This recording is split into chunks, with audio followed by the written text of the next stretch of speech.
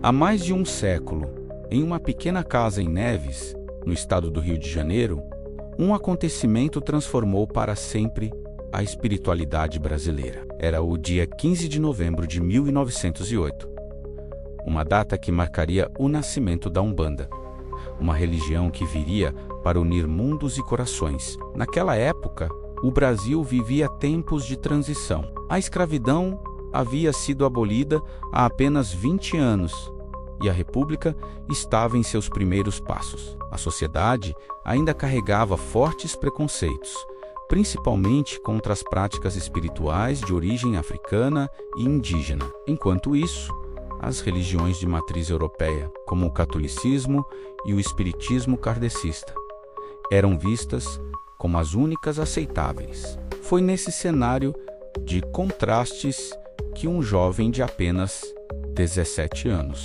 chamado Zélio Fernandino de Moraes, começou a viver algo que ninguém compreendia. Zélio era um rapaz comum, de família católica, estudioso e de boa saúde. Mas, de repente, começou a apresentar comportamentos estranhos.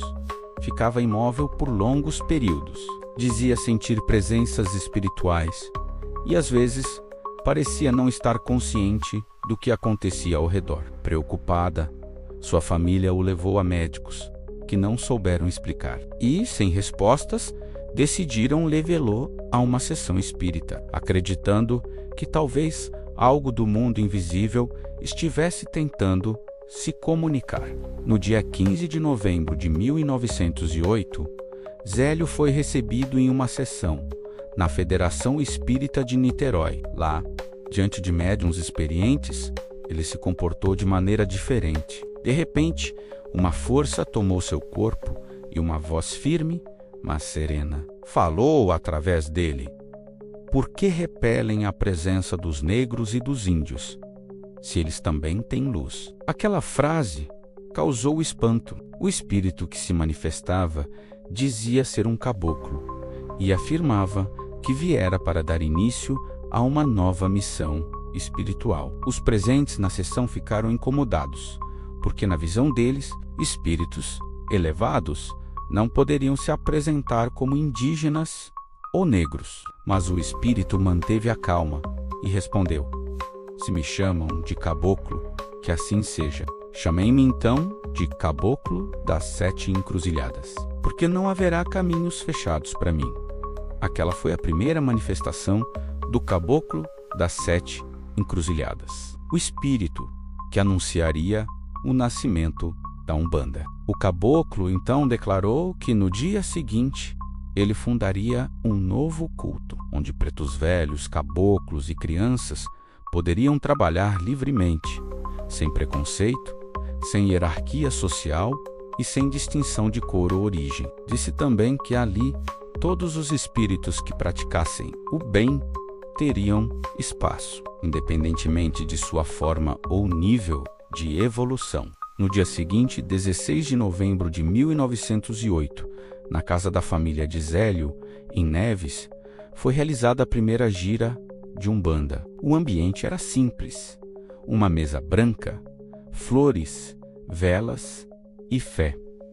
Aos poucos, pessoas foram chegando menos curiosas, doentes, aflitas, e também aquelas que queriam entender o que estava acontecendo. Zélio incorporou novamente o Caboclo das 7 Encruzilhadas, que dirigiu o trabalho. Ao seu lado, manifestaram-se também os pretos velhos, espíritos de antigos escravizados, que traziam conselhos, benzimentos e palavras de sabedoria. Era um encontro de mundos, o espiritual e o material, o africano, o indígena e o europeu, todos unidos em um mesmo propósito de caridade e luz.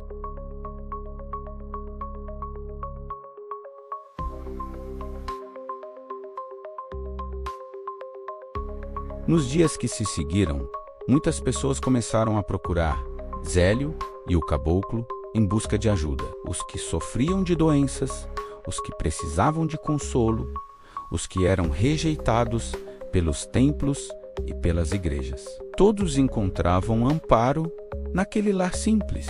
O caboclo dizia: a Umbanda vem para unir e não para separar. Vem para ensinar que a fé é o amor em movimento. Com o tempo, a casa de Zélio se transformou em um ponto de luz e o movimento começou a se espalhar pelo Rio de Janeiro e por outros estados.